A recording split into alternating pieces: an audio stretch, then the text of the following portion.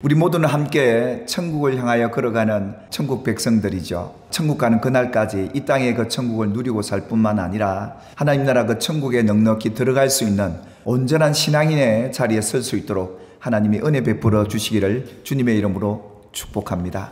오늘 말씀은 천국길 가는 데 있어서 우리에게는 귀한 교훈의 말씀이 되겠습니다. 우리가 예수님을 믿고 나면 율법, 곧 죄에서 자유를 얻게 됩니다.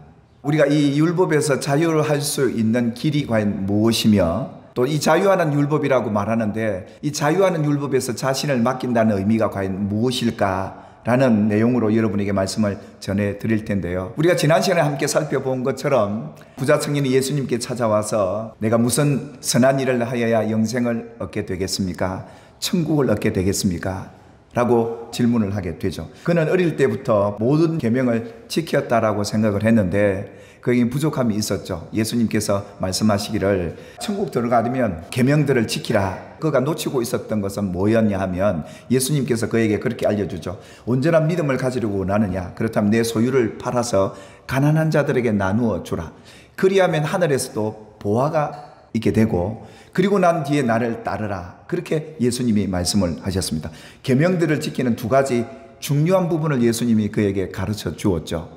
그것은 내 소유를 팔아 가난한 자들에게 나누어 주라는 단순한 구제가 아니라 이웃을 정말 사랑하고 있느냐, 이걸 지키라는 것이었고, 또 하나 나를 따르라. 네 젊음, 네 시간, 네 삶이 이제 네 것이 아니라 주님의 것이니까 주님이 원하는 대로 따라오는 이것, 하나님을 사랑하는 이것이야말로 영생을 얻는 중요한 행함이라, 그 계명들이라 그렇게 일러 주었던 겁니다. 오늘 여러분들이 읽으셨던 2장 8절에는 이것을 최고의 법이라 합니다.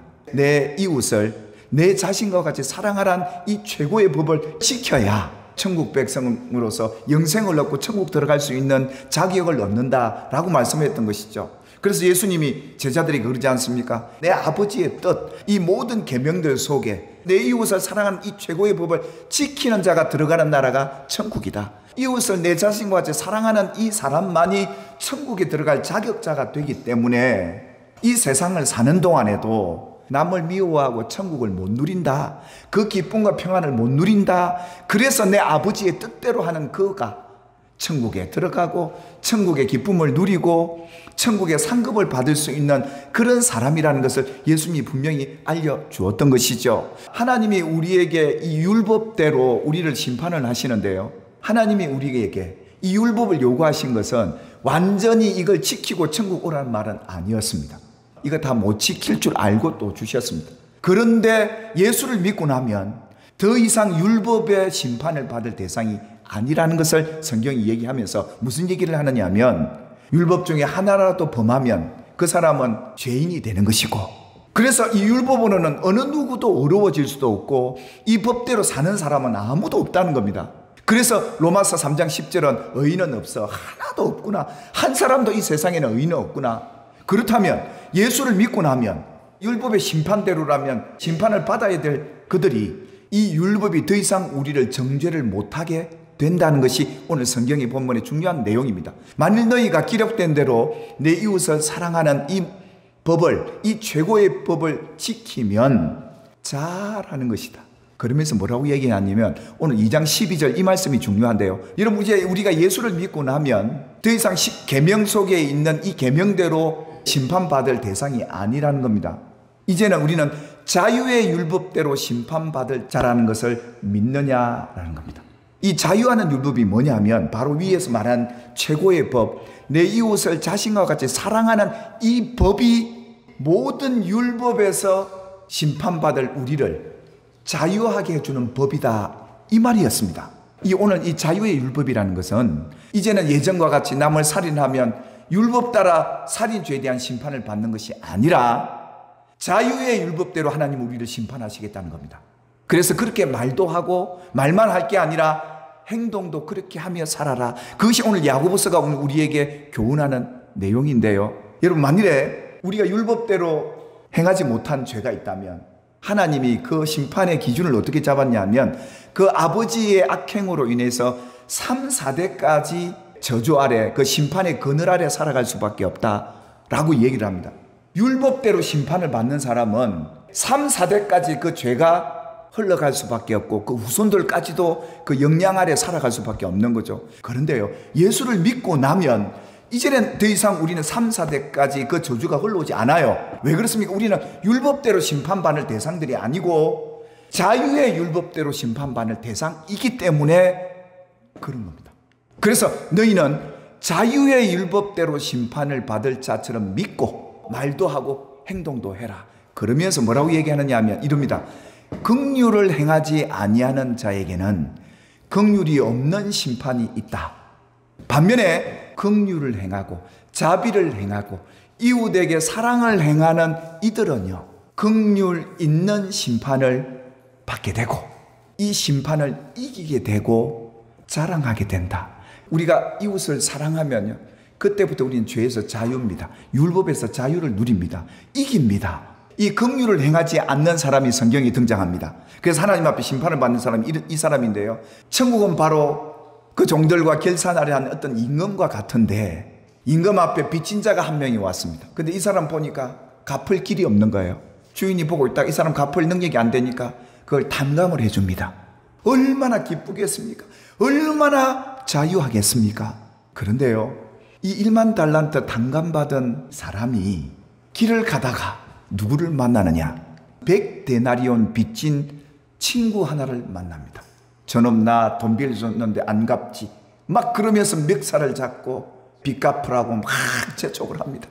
긍휼로 심판을 받은 그가 긍휼을 행하지 않는 그의 모습을 이렇게 성경이 얘기를 하는 겁니다. 주인이 불러다가 내가 너를 얼마나 불쌍히 여겨서 탕감을 해줬는데, 그렇게 용서하고 사랑해줬는데 너 친구 작은 빚 졌다고 그렇게 멱살 잡고 갚으라고 오게 가두느냐? 주인이 노하여 빚을 다 갚을 때까지 그를 옥졸에게 붙여서 갇히게 됩니다. 자유했던 그가 이제는 그는 더 이상 자유의 율법대로 심판을 받는 게 아니라 율법대로 심판을 받는 거예요. 왜요? 자기가 율법대로 이웃에게 대했기 때문에. 여러분들은 더 이상 율법의 심판을 받을 대상들이 아니라 자유의 율법대로 심판을 받을 자처럼 믿고 그렇게 말하고 행동해야 합니다. 두 번째는 여러분, 긍휼의 심판을 받은 이가 있습니다. 성경에 참 많은데 대표적으로 여러분에게 소개할 인물이 다윗입니다. 다윗이 시편 51편에 정말 하나님 앞에 구구절절 회개하는 기도를 하죠. 여러분, 이 다윗이 이 시를 지었던 배경이 뭐였습니까? 어느 날 신하의 아내를 보고 음욕을 품고 간음을 합니다. 그것뿐 아닙니다. 그 남편 우리아를 거짓 맹세로 죽입니다. 용서받지 못할 죄인 아니겠습니까? 율법의 심판을 받았더라면 다윗은 없는 겁니다. 이 세상에, 아니 천국의 사람의 명단에도 없을 사람입니다. 근데 하나님의 평가는 뭐였습니까? 이런 죄를 저지르고도 살아남을 뿐만 아니라 하나님이 이 땅에 복까지 주셨어요. 그 이유가 있었습니다. 자유의 율법대로 말도 하고 행동한 사람이었습니다. 이 다윗이 고생해서 이제 사울을 이기고 나라를 세워서 궁도 짓고 신하들이 자기를 따르고 많은 재물도 모았는데, 그가 어느 날 가만히 생각하니까 자기는 왕궁에, 백향목궁에 있는데 하나님의 성전이 너무 초라한 거예요. 천막 속에 있는 거예요. 그때 이 다윗이 하나님을 사랑하기 위해 내가 해드릴 수 있는 게 뭘까 생각했던 거예요. 그가 하나님 앞에 성전을 지어 드려야 되겠다 하는 이 마음을 가집니다. 그리고 말도 합니다. 나단 선지자를 불러서 내 마음에 지금 이런 마음인데 하나님이 내게 베풀어 준 은혜가 너무 크기 때문에 내가 하나님의 성전을 지어 드려서 하나님을 높이고 하나님을 사랑해 드리는 그런 기회가 됐으면 좋겠다. 그러니까 나단 선지자가 마음이 너무 흐뭇해서 마음대로 하십시오. 마음에 가진 모든 걸 다 행하십시오. 그렇게 얘기를 합니다. 그래서 다윗이 하나님 앞에 아뢰고 행동을 하려고 탁 서는데 하나님이 뭐라고 그러십니까? 네가 지금까지 고생도 많이 하고 피도 많이 흘렸는데 멈추어라. 내가 언제 너에게 내 집 지어달라고 하더냐. 오늘 이 다윗은 정말 하나님 앞에 다 드리고도 아깝지 않다는 믿음이 있었어요. 그러니까 그 믿음 보시고 하나님 뭐라고 그러십니까? 네가 과거에는 그런 나쁜 집 짓고 살았는데 이제는 네 마음 받을게. 너 아들 때 성전 지을 테니까 너는 짓지 말고 노년을 행복하게 편안하게 살다가 내 곁으로 오너라. 하나님이 그렇게 말하면서 내가 너와 내 자손에게 이 예루살렘에 정착해서 모든 부와 명예를 갖고 살아갈 수 있도록 내 자손까지 복을 주겠다. 하나님께서 판단하는 기준은, 심판하는 기준은 율법대로 우리를 판단하시고 심판하시는 게 아니라 자유하는 이 율법대로 네가 하나님을 이렇게 사랑하는구나, 이렇게 긍휼의 심판을 다윗에게 내린 거예요. 그것뿐이겠습니까? 이 같은 최고의 법을 지킨 이 다윗이 왕이 돼서 보니까 그 원수 같은 자기를 죽이려 했던 사울 왕 따라다니면서 죽이려고 했지 않습니까? 근데 그 손자가 하나 살았습니다. 절름발이 머비보셋이 있었습니다. 그를 불러올립니다. 그리고 자기 아들처럼 왕의 상에서 먹이고 입히고 양육을 해줍니다. 용서받지 못할 죄인임에도 불구하고 하나님은 그 죄에 대한 기준을 갖고 심판했던 게 아니라 그의 긍휼을 보고 복을 오히려 다윗이 받습니다.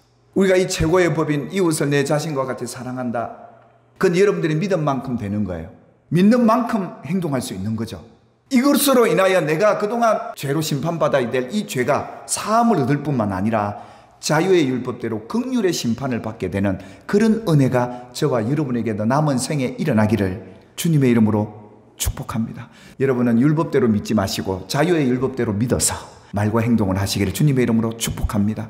그래서 우리가 앞으로 살아가는 내내 삶이 이 자유하는 율법대로 말도 하시고 행동도 하시게 된다면 이 땅에서 여러분과 여러분의 후손들도 복을 받고 살아가는 놀라운 은혜가 여러분에게 있을 줄 믿습니다. 이웃을 내 자신과 같이 사랑하며 사는 우리 성도들이 되기를 주님의 이름으로 축복합니다.